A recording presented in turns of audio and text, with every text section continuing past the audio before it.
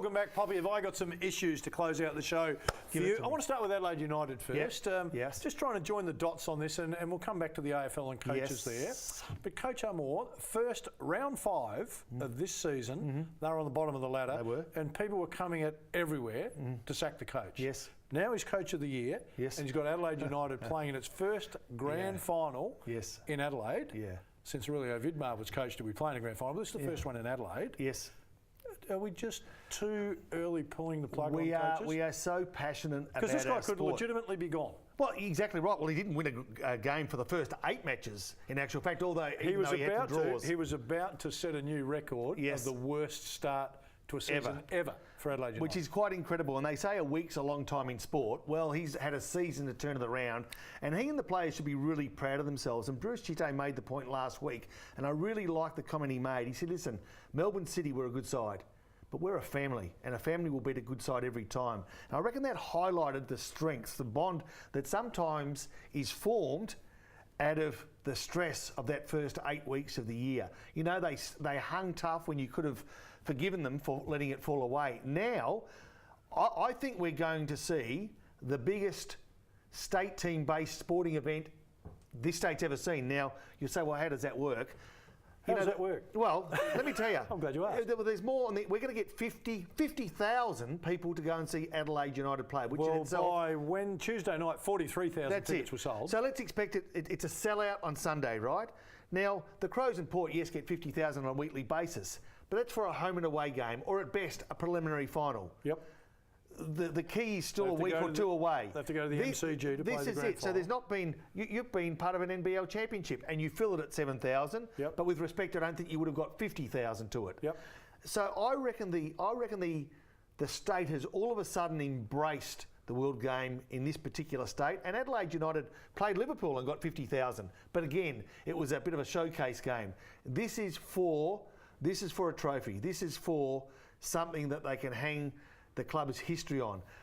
I can't think of a bigger sporting event for a state-based team. You can say Tour Down Under. No, that's an event. I think you're probably right. A state-based team. You're probably right. So well done to Adelaide United. I'm really excited about them. And I think too, the fact that a lot of coaches, when we turn our attention to the AFL, as I'm sure we will shortly, can maybe hang their head on if you're 5 and zip or 2 from 5, or hey, it can be done. International competition. It can be done. Yep. So the season's not over, but you're in a difficult situation. Yeah, look, I agree with you. And I think you touched on it a couple of weeks ago too. In Adelaide, we don't congratulate ourselves when we do a great job of supporting things. Tour Down Under. Wow. Magnificent crowds. Yes. Crows and Power. Magnificent crowds. Clipsal. Now, Clipsal, great crowds. Yeah. Now you're saying Adelaide United, it's going to be a sellout at Adelaide Oval. Yeah. I mean, what other state is saying they can do that? Well, the Victorians always say, we're the best sporting state. Yes. Well, mate, we're helping you with your AFL crowds at the moment. We're going to have 100,000 people in that Adelaide Oval over the weekend. Crows playing Fremantle, followed by Adelaide United playing Greater Western Sydney. 100,000 people in a population of 1 million metro. That's 10% of people. I mean, I'm not even good at maths, but that's great. High goal scoring game, you'd think, based on what we saw on the weekend for the 2 teams going through. So it's going to be exciting. Look, I think there's a lot of intrigue about what we might see. And, you know, for Adelaide, I think the huge benefit they've got is, one, obviously home ground advantage. There's going to be 5,000 Greater Western Sydney people here and 45,000 locals. But guess what? They've played at that Oval in front of 50,000 when they took on Liverpool. Hopefully they can call on that sort of emotion, and hopefully, I mean, they can hear us from Sydney just down the road here. Yeah, I'd like to see Eugene Galekovic at the end, just dancing around inside the net. Anyway, got to get on some other things. Now, while we're talking about coaches, we'll just jump on this one at the moment. Buckley, Hinkley, Hardwick and Lyon are under fire. Pressure. Okay, so Lyon sits at the bottom of the ladder, but seems to be the coach that's copping the least. Now, I'm just wondering... I think he is here, but I'd imagine at home. Is he at home? I don't know. Well, because he's in Perth at Freo, maybe he's getting a bit at Freo, but doesn't seem to be across the border, whereas Hardwick, for example, or Buckley, seem to be right under the blowtorch. Now, Buckley might have got a little bit of relief with the massacre of Essendon, but not a lot.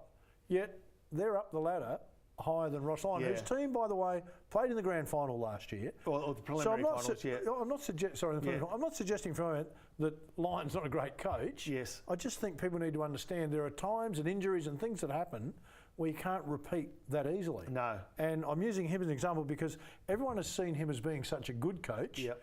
You know, Hardwick, they go, well, still undecided. Jury's still out. Yeah, Buckley, well, yeah.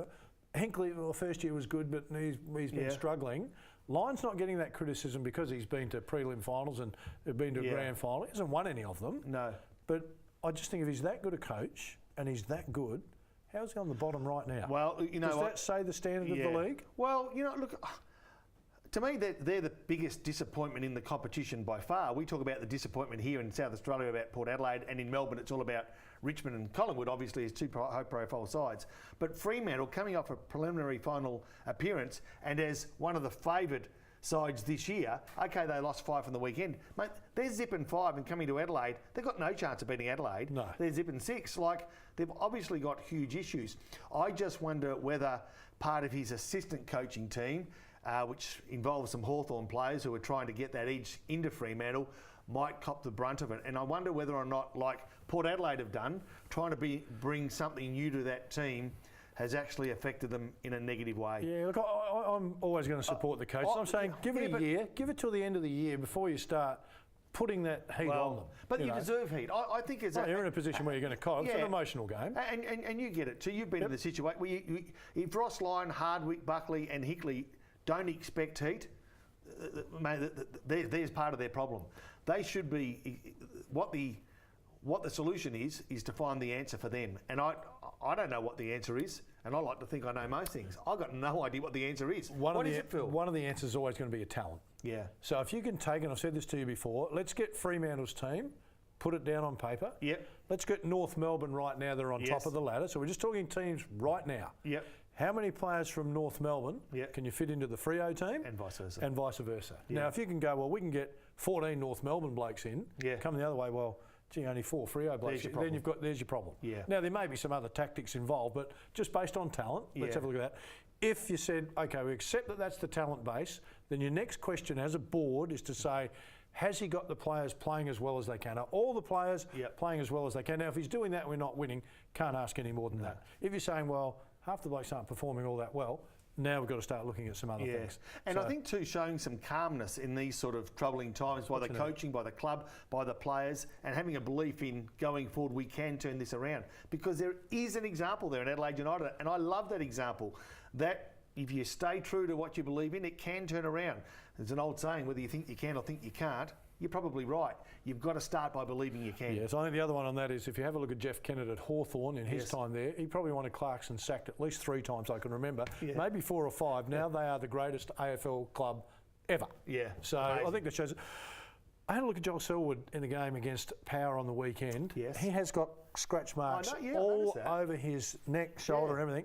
I'm wondering if the AFL has to say, we're going to have to check. I know it sounds like you shouldn't have to do it, but we're going to have to start checking. Like they do in under 10s. Yep. We're going to have to look at check your fingernails. You're going to have to check your fingernails because again, I'll take it to this extreme. I'm playing in a grand final, and B. Selwood, that's the star. I go up to him, or I've instructed the players to. I wouldn't personally ever do it, but the coach has instructed his players to go up and just claw Selwood as a tactic because the blood comes out. He's off the ground, blood rule. Every time he comes into the game, let's pierce him in some way. Blood rule, best player out of the... We didn't have to worry about bumping and tackling and all that stuff. We just got him off the ground. Well, these days, you can't take players out of a game. So there is a tactic there that, although outside the rules, isn't sort of highlighted like a... I'm just saying, when I looked at Selwood, that was the first thing that came into my head was... I didn't think about that. Wow, if he was bleeding, he'd have to go out of the game. He would. So maybe they've got to have a look at that. This is the one that concerns me. It happened because it's close to me. Young fellow I know is playing footy on the weekend. Good player. Yes. He's dropped down a couple of grades. He's playing with his mates. Yes. In the second quarter, he is wing tackled. Aussie rules? Aussie rules footy. Yes. Wing tackled, taken to the ground and then jumped on by the bloke that's tackling him. Yes. Fractured his shoulder. He's got 9 screws and a plate put in there and may not play a game. Wow. Now, you know how some of the other players or other supporters go over and listen to the other coaches' huddle. People, and they've laid a complaint and it'll get followed through. They've gone over to the huddle and the coach has said, I want this player targeted. I want him taken out of the game. Yeah. Now, seriously, I think if that happens at any level and you hear that and that goes on, that coach should be suspended for life.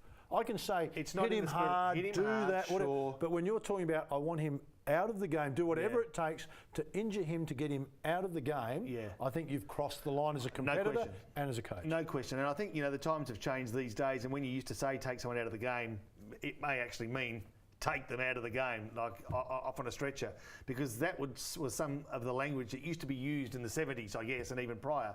These days, take them out of the game, I would hope, meant don't let them have any impact on the game. Having an impact on the game. But if the players don't understand the message, you're right. Once you say physically take him out of the game, look, we've got to wrap it up in a minute. Quickly, the Olympic Games, of course, less than 100 days away. My mail from the Brett States. Maher was good, wasn't he? He was terrific. What about us three, between us? Having 7 Olympics, it's amazing that the three of us were able to accumulate that, isn't it? And you know what? I can't remember one of them. Can't you? The mail coming out of the States from some friends of mine is that Michael Phelps is under the radar Swimmer. and setting some unbelievable times. They're predicting at the moment he may take 3 gold in Rio. When was his first Olympics? 2000? No, 2000. Yeah, 2000 was his first. He was the youngest swimmer ever to swim for the United States, but didn't win a medal. He then went on for 8 and 12 to collect 18 gold, 2 silver and 2 bronze. Wow. Usain Bolt may win 3 in the track. Which one gets the most publicity? Geez, they're both great stories. The sprinter probably gets it. Usain Bolt gets it? I love the sprinter. I agree. It is the glamour event. Hope you enjoyed the show, everybody. Look forward to your company next week. Bye, everyone.